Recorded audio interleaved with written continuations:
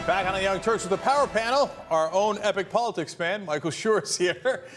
With references to Ford and Rockefeller, that's how you get the title. That's how you get it, yeah. All right. I'm bringing it. That's right. And Laura Bassett from Huffington Post is here with us as well. It's great to have you on, Laura, first time. Thanks, Jake. And Rick Overton, old friend of the Young Turks. He's a comedian and actor. He's been in Groundhog Day, The Informant, Cloverfield, Bad Teacher. I saw you in at the wedding of in The Office the other day. I like this intro for Rick. It says, Rick Overton has been doing social and political comedy way back when the 99% were still the 72%.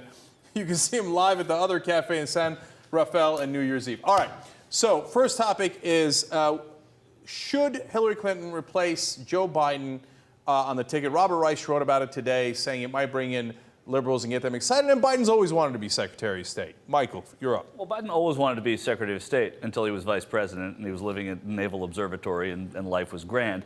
He also wants to be president. He hasn't ruled it out. Hillary wants to be president. And you know, Obama owes Hillary a little bit, but you know, he didn't name her to the vice presidency when he had a chance to. I don't see him doing it now. I don't see there's risk involved in that, and it seems like a power grab, and America doesn't love a power grab. It looks like he's ensuring something for 2016 or and beyond, which, you know. Well, you already said the critical part. There's risk involved. There's risk involved. President Obama usually doesn't want any part of it. But Rick, what's your thoughts here? Well, the upside is that Hillary's really good with working with guys that don't keep their word. And unfortunately, the downside is... Unfortunately, Obama not keeping his word hurt us a lot more than Clinton not keeping his word. Yeah, absolutely. And the downside will be that awkward phone call. Hello? Hey, Hillary, what do you want? This is the American voting public. Hi, awkward, I know. Just wondering if, well, what do you do in the next 4 years? Why don't you ask your boyfriend, Obama, you know. That's how it might go. It might go in a different way, too. But, Laura, look, my sense of it is that I don't know, and Robert Reich is a really progressive guy. I don't know why he thinks that progressives are dying for Hillary Clinton. Is that something that's out there that I'm missing? I don't think you're missing anything at all. If it ain't broke, don't fix it. Hillary Clinton has just started hitting her stride as Secretary of State. I've heard rumors that she wants to take over the Clinton Global Initiative. Joe Biden's doing fine. He's not the most popular vice president ever, but he's also not the least popular. He's doing fine in the polls. And I think it would be sort of a Hail Mary pass for Obama. Voters would smell blood in the water. I think he needs to leave things the way they are and focus on the economy. Rick, one of the arguments is that she's the most admired woman in the country, won that 16 times. She just won it again. Obama's the most admired guy in the country. It's, of course, a lot to do with name recognition. But why not put them together for, finally, the dream team? Actually, I think it's a pretty good idea. And because I don't know how much Biden brings to the table anymore. He's not bringing much, except everyone doesn't, they don't look at his face. They're looking at his plugs the whole time. And so I think that would be the fresh energy that would bump the numbers up and combine two forces that were at one time separate. You know, Rick makes a good point there, Michael. Last thing on this. You know, Biden was supposed to establish Obama. He's a steady old white guy, and he knows the Senate and stuff. But now Obama surrounded himself with old white guys, right? So he doesn't need Biden anymore because you can't, you know, swing a stick inside the White House without hitting an old white guy. Well, that's true. But, you know, the problem that we're even having this conversation, nobody votes for the vice president. They vote for or against the president. George H.W. Bush ran with Dan Quayle again. I mean, asked and answered. It doesn't matter who is on the ticket.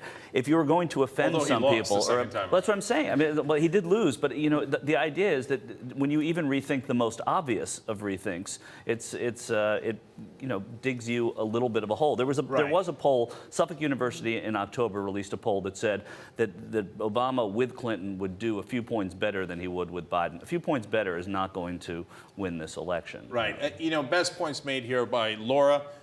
For saying that it would seem like it might be desperation, and you don't want to give off that air.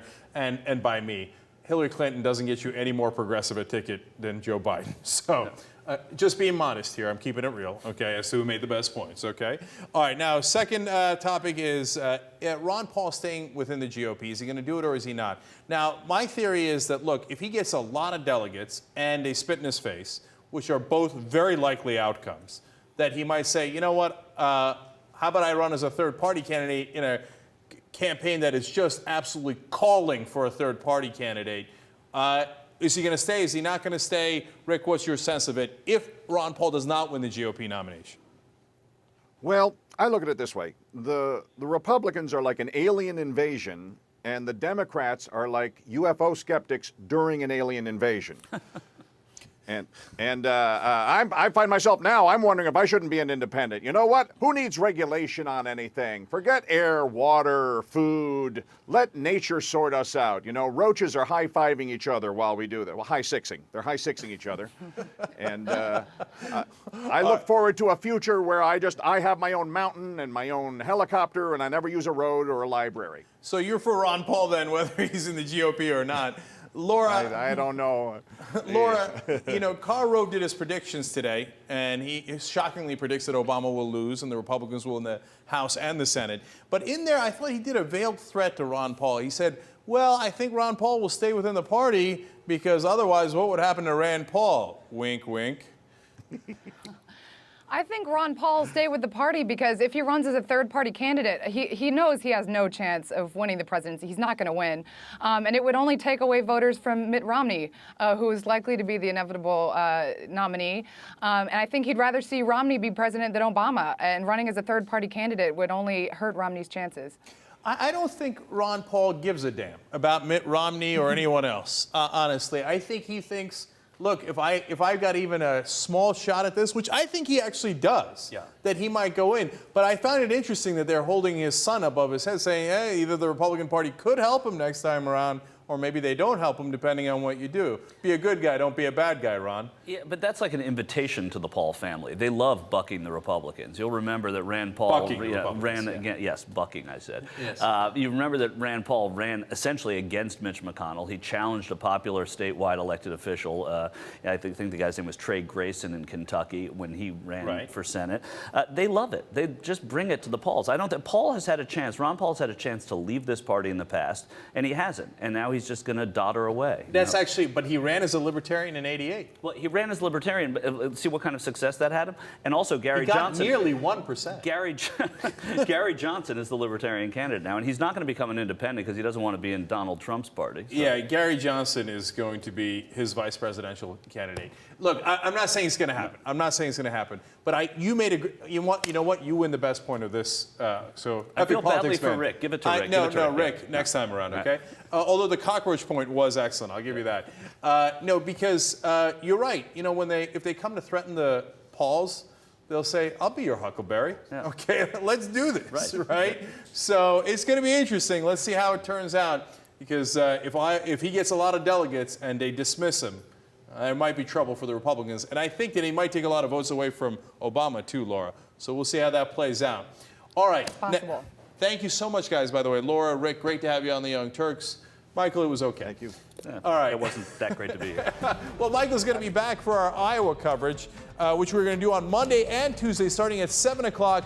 We're going to give you an Iowa caucus preview on Monday, and then on Tuesday, it's an extravaganza. Al Gore will be here. Governor Jennifer Granholm will be here, the whole Young Turks crew, and we're going to analyze the results, and we're going to have a great time, so don't miss it. All right, now, when we come back, I'm going to take on Ben Nelson.